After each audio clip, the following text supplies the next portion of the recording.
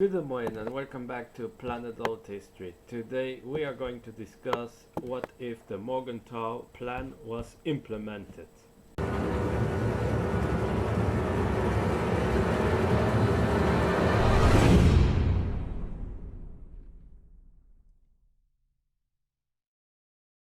So we have to discuss what was the Morgenthau Plan, who proposed it, what would happen, etc.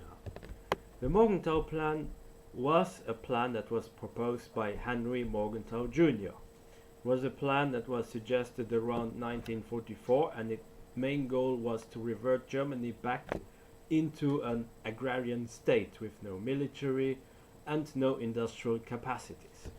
We have to understand that Germany was almost about to lose the war, World War II, and thus those plans, they seemed very realistic. We also have to understand a certain context and also why this plan came into the circulation, because in 1941, in the peak of Germany's strength, a man called Theodore N. Kaufmann published a book called Germany Must Perish, in which he called for the forceful sterilization of, for instance, the German people, and thus for total destruction of Germany and the genocide of all Germans. Now, of course, his idea was rather radical, but it was something that was discussed seriously in certain circles within the US. The book certainly had a lot of influence on people such as Henry Morgenthau Junior and also Harry Dexter White.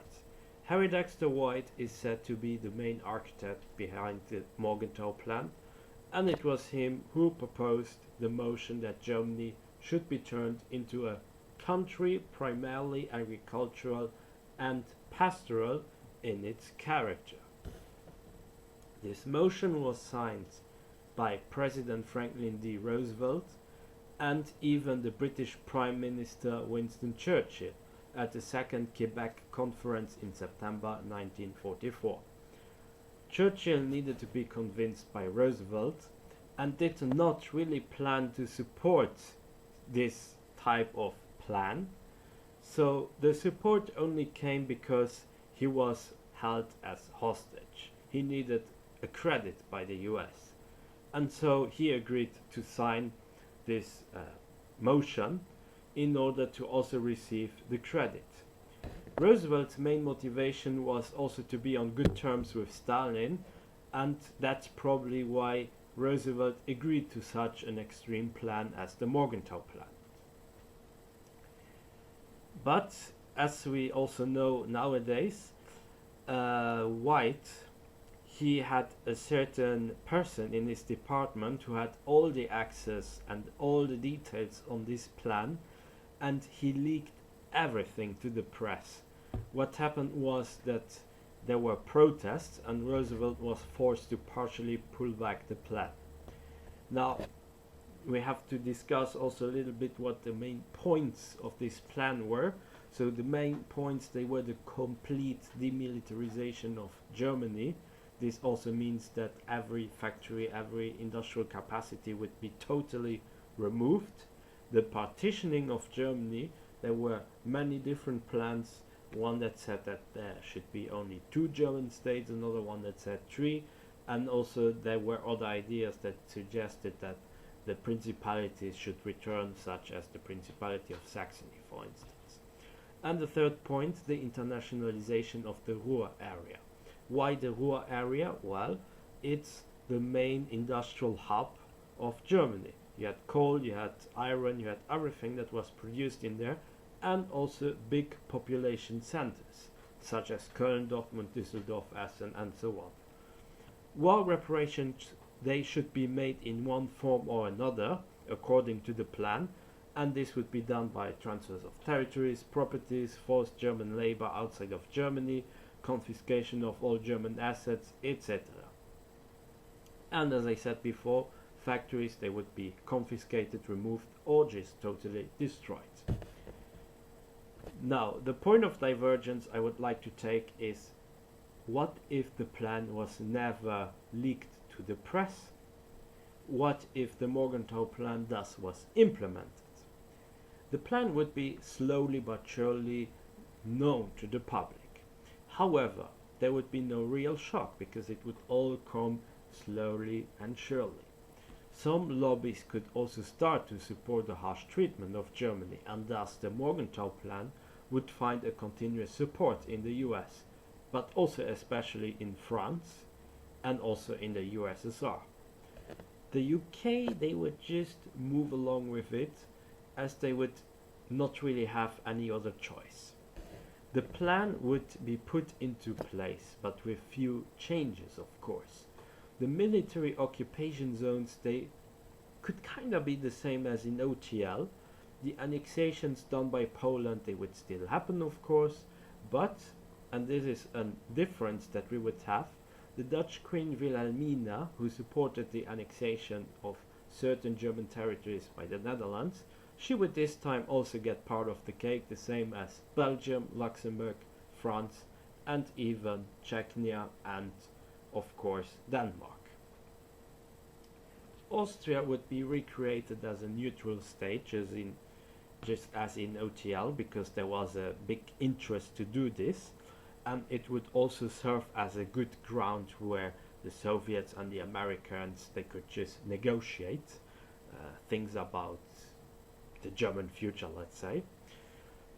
And every occupation zone, they would be controlled by a general or a high official of their respective country that controls this zone. At first, due to the fatigue of the war, the deindustrialization would be very slow. The Soviets, they would try to move as many factories as possible to the heartland of the USSR, while keeping also some of the old factories in Siberia that were moved during the war. The Netherlands would not really be allowed to extract everything that they could, since they could have the most rich part of Germany. So in terms of resources, they would have to agree to give X% to especially France, but also Belgium and Luxembourg, Denmark, and so on. Luxembourg, Belgium, France, and the Netherlands, they would agree to collaborate on a very high level, and they would maybe create something similar as the Coal and Steel Union as in OTL, but of course at the expense of Germany, who would not be included. Italy might be included, but they would be seen more negatively as in OTL.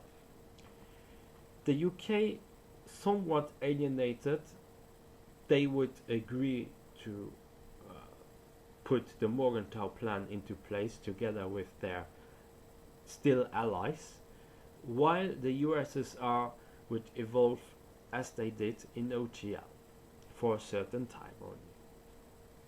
The UK, they would be a bit alienated due to the fact that they would be forced to agree to this plan, and thus there would not really be a special relationship between them and the US. There are, however, a few exceptions in this timeline. Because Western Germany would not exist as political entity, there would not be a remilitarization of Western Germany. The militarization that exists would be the same as in the occupation zone of the USSR. US Army, British Army, French Army, Soviet Army. The USSR would not react to it, so you would not have a Warsaw Pact, and Berlin would still be open for the Allies.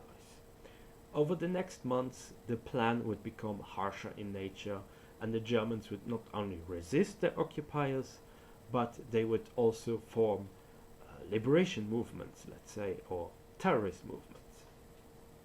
For the Allies, this would be, of course, only terrorist groups, and these terrorists, they would mainly operate in the Ruhr area, in the Schwarzwald, the German Alps, Harz, mainly in areas that are very difficult to access. France and especially the Netherlands would have many problems. The Netherlands would thus become one of the most vocal supporters of the US. At the same time, they would also give independence much sooner to all their colonies in order to appease to the US. Belgium would face problems de-Germanizing these areas that they annexed, as they also did in OTL, and because their German-speaking area would be bigger, they would probably try to appease the Germans much faster than in OTL and give them more autonomy in cultural and linguistic matters. France would be very suspicious of this, but Belgian explaining how the Netherlands and France couldn't control their situation with the Germans, they hoped to integrate the Germans in one way or another because they were already a multilingual country as opposed to the Netherlands and France. Luxembourg would almost have no problem at all with the Germans. One of the main languages still is and was German. There was no need to de-Germanize the Germans.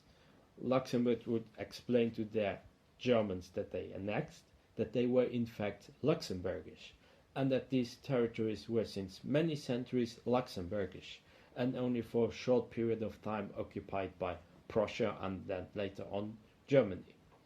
Their dialect was Luxembourgish and not a German dialect, so they were speaking the Luxembourgish language and not a German dialect. And if they would become loyal Luxembourgish citizens, they could in fact be treated as any other Luxembourger. They could work in Luxembourg's prosperous south and later on work for the state. With the booming economy in Luxembourg, the Germans of Luxembourg would be the winners in this case. Many Germans from the Ruhr would also consider immigrating to Luxembourg, and as a result there would never be a need for Portuguese immigration to Luxembourg. On the bigger scale, we have the following situation. The USSR and the US would be fighting in many parts of Germany to suppress the German rebellion and the German terrorists. Europe after World War II would not become a calm continent, quite the contrary. Europe would still be the bloodiest of all continents in this world. Many Americans, Soviets, German, Dutch, British and French soldiers, they would die. There would be no Cold War, and relations between the USSR and the US would still be very good. They would need each other to suppress the German terrorists. They would need to exchange information between each other. Otherwise, the Germans, they might win against them. The relations, as I said, between the UK and the US, they would become sour. And with the independence of many British colonies, the UK would try to make something more concrete of their Commonwealth. And maybe they could perhaps get partnerships with Yugoslavia or Indonesia, for instance. The occupation of Germany would drain most powers, especially France, Netherlands, the UK, the US, the USSR, etc. The USSR would not have much money and also not so much motivation to spread communism, as they were focused on keeping Eastern Europe and Eastern Germany in check, while the US would be busy in the Americas and Western Europe. I think the first power to collapse would probably be France. The African colonies, they would pressure them for more independence, and the German terrorist groups, they would be a huge drain on their financial means and also on their manpower. And probably if France would be the first country to collapse, they would become, well, a military dictatorship. And thus the French colonies would become independent, rather forcefully, and the military would organize elections due to the pressure of the US, because France should not become a dictatorship. France would also consider giving at least some form of autonomy or even independence to their German occupation zone, and this would draw a lot of criticism of the USSR, while Britain, they would also propose something similar, seeing how difficult it was to keep Germany very suppressed. And the Netherlands, they were in a very similar spot, but they would just ask for more help from the US and that they send more troops. The US and also the USSR, they would propose then to the UK and France to also help them with troops to keep this all, like alive. Belgium and Luxembourg, they remained unaffected. But the Netherlands, they would have problems, as political voices would say that the Netherlands should give up on their German territories, and thus this would start to be threatening to their monarchy. The Soviets would face similar problems as the French, but of course they would mask it a lot. The revolution in Hungary, as well as the rebellion in Czechoslovakia and in Poland, everything would become much stronger. There would be no de-Stalinization, and also Europe becomes increasingly militarized.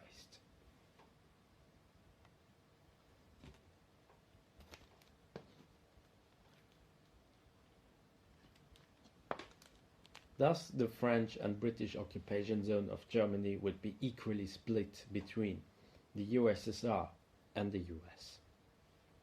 The Germans in the French occupation zone, they would be furious, as they hoped for some form of autonomy.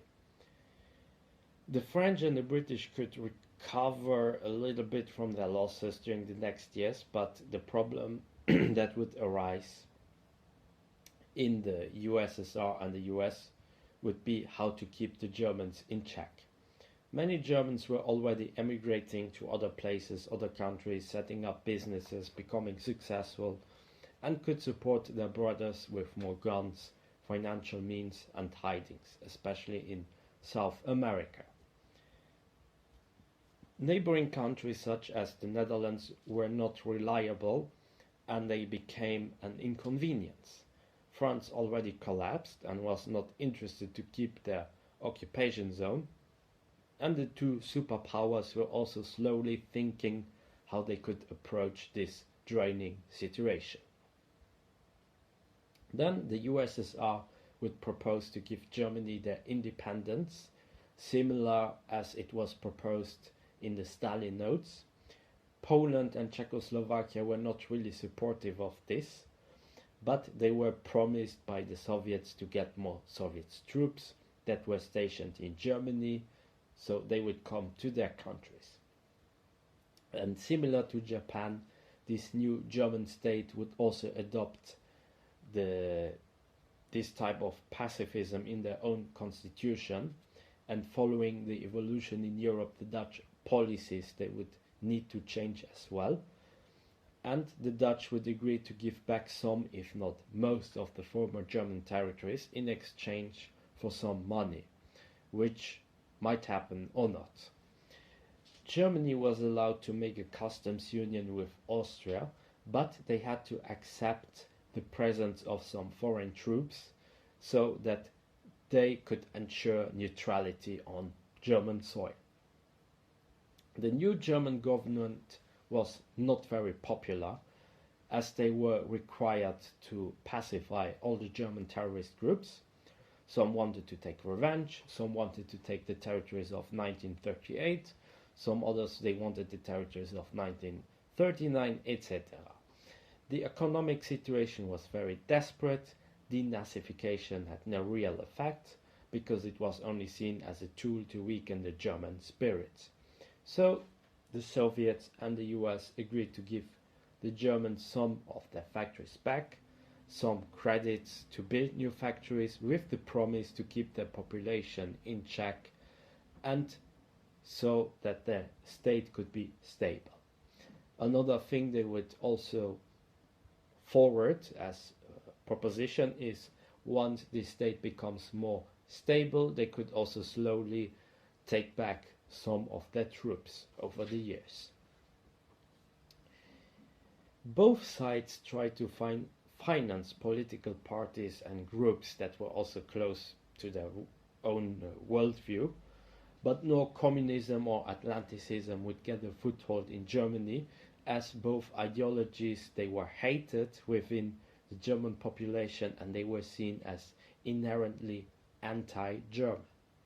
But sooner or later in the 70s, well, the USSR would see signs of collapse, while the US was also on the verge of an anti-war revolution. France was very unsure, and we cannot really tell where France would go. Italy is still not accepted as part of this new order. The Netherlands is too dependent on the US, and the UK is doing their own thing.